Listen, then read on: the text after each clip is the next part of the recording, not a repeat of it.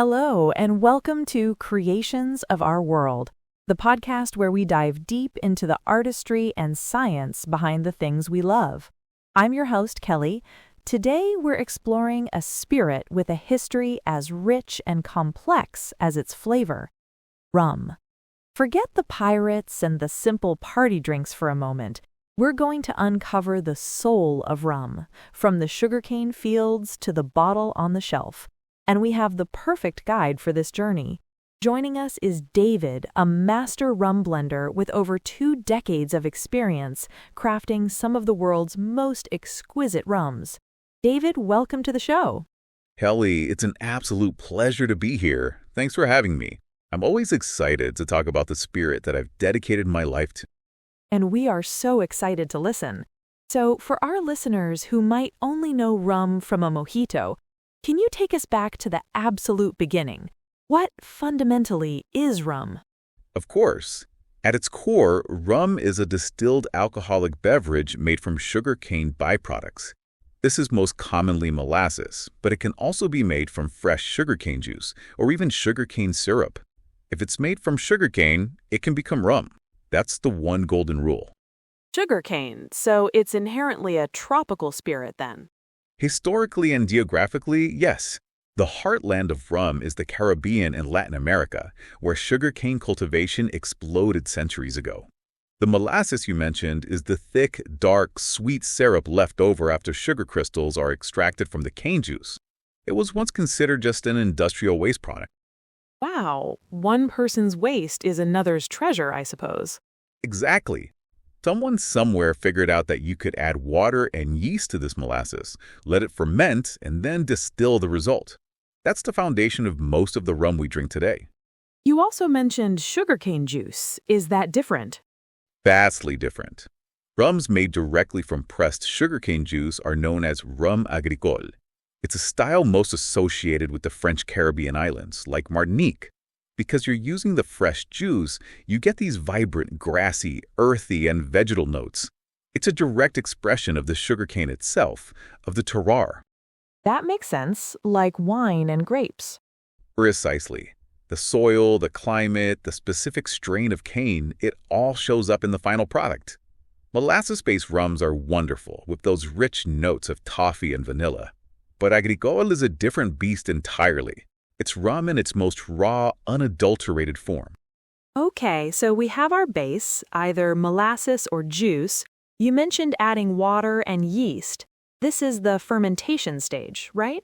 Is it as simple as just mixing it all in a big tank? That's the basic idea, but the artistry is in the details. Fermentation is where the magic really begins. This is where flavor is born. We call the mixture of molasses or juice, water, and yeast the wash. The yeast are microorganisms that consume the sugar in the wash. Right, and they produce alcohol and carbon dioxide. They do, but they also produce hundreds of other compounds called congeners. Esters, aldehydes, acids. These are the molecules that give rum its incredible diversity of flavor and aroma. Fruity notes, floral notes, spicy notes, they're all created right here by the yeast. So the type of yeast is incredibly important. It's paramount. Some distilleries use carefully controlled lab-propagated yeast strains to ensure consistency. Others use wild, airborne yeasts, which is much riskier but can lead to incredibly unique and complex flavors. The length of fermentation also plays a huge role. A short fermentation of a day or two will create a light, clean rum. But if you let it go for weeks, you can develop those big, funky, ester-heavy rums famous in places like Jamaica. They call that dundon. It's a whole world of microbiology and chemistry happening in the tank. You get to know the sounds, the smells. A healthy fermentation has a life to it. A life to it. I love that. So after a few days or weeks, you're left with this, what is it at that point, a kind of sugarcane beer? That's a perfect way to describe it. A distiller's beer. It's usually around 5 to 10% alcohol by volume. It's pungent, it's alive, but it's not yet rum.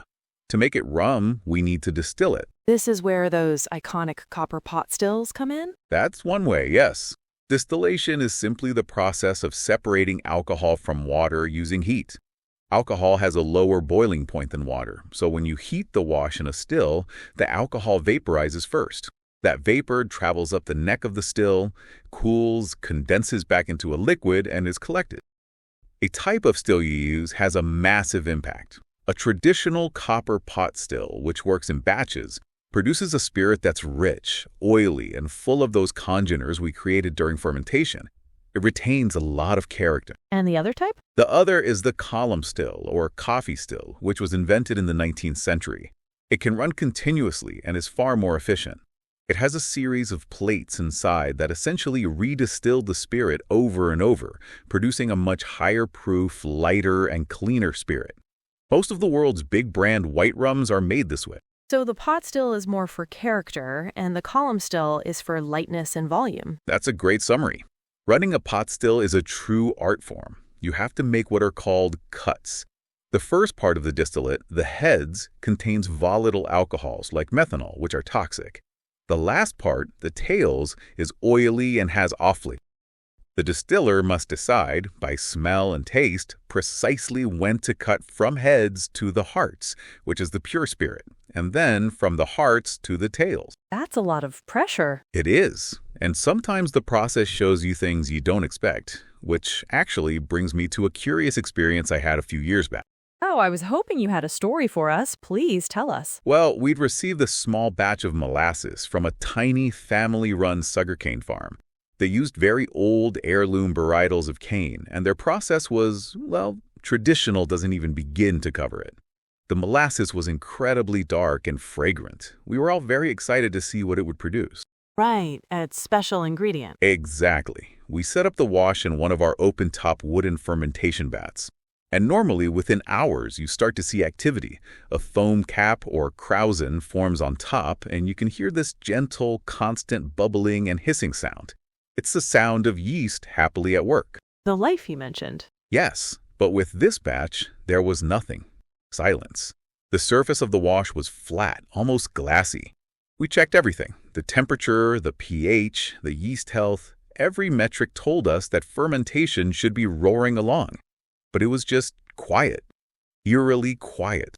Ooh, that sounds unnerving, like something was wrong. It was. We thought the batch had failed. We almost dumped it.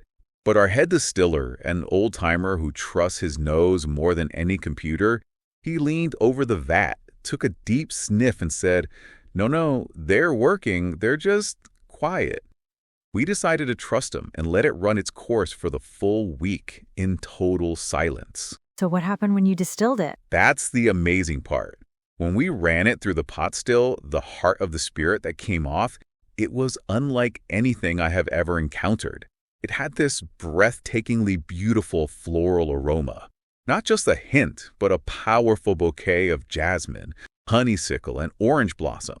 It was delicate and intense all at once. Wow, from a silent fermentation. We called it the quiet rum.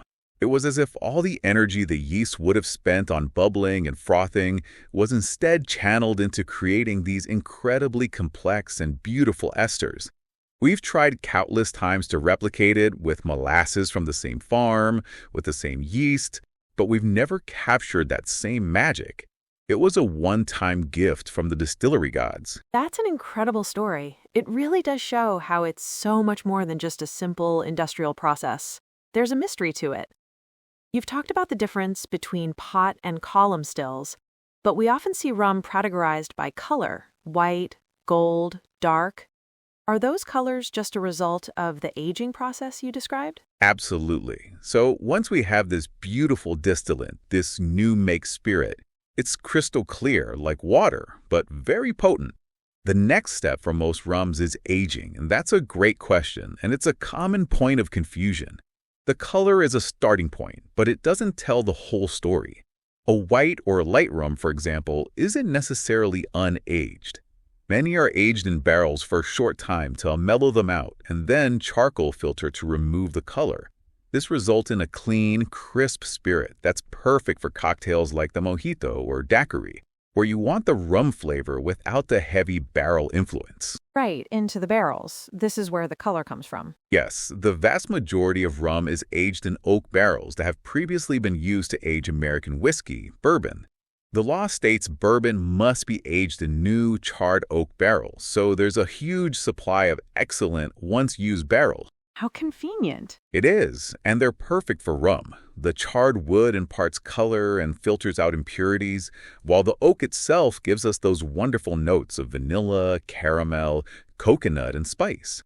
In the tropical heat where most rum is aged, this process happens much faster than, say, for Scotch in cool Scotland.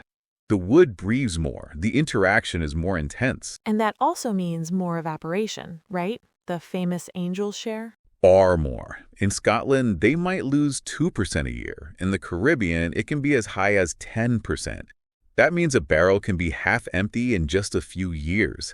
But what's left behind is more concentrated, richer, and more complex. The angels get their share, but we get the reward. So after years in the barrel, this is where you, the Master Blender, come in. This is your specialty. This is my favorite part. Each barrel is an individual. One might have developed strong vanilla notes, another might be spicier. My job is to be the custodian of our distillery's flavor profile. I take rums from different barrels of different ages, sometimes made in different stills, and I blend them together to create a final product that is not only delicious, but consistent with our brand's character. It's like conducting an orchestra of flavors. I have always liked that analogy. You're taking all these different instruments and making them play a single harmonious tune. It's a process of tasting, nosing, experimenting, and understanding how these different spirits will marry together over time. It's such an incredible journey from a stalk of sugarcane to this complex, blended spirit. I'm almost sad our time is running out. But before we go, for our listeners who are now inspired to explore rum, what's your advice? Is there a right or a wrong way to drink it? The only wrong way is the way you don't enjoy. Don't let anyone tell you otherwise. If you're new to it, I'd suggest starting with a well-made aged rum. Try it with a single large ice cube to open it up, or make a simple classic cocktail, like a rum old-fashioned or a classic daiquiri, not the frozen kind. That way, the rum is still the star of the show. Wonderful advice. It's about appreciating the creation itself. David, this has been absolutely fascinating. Thank you so much for sharing your passion and that amazing story about the quiet rum with us today. The pleasure was all mine, Kelly. Cheers. And a huge thank you to all of you for listening. We hope you've enjoyed this journey into the heart of rum. Join us next time for another episode of Creations of Our World. Don't forget to like and subscribe.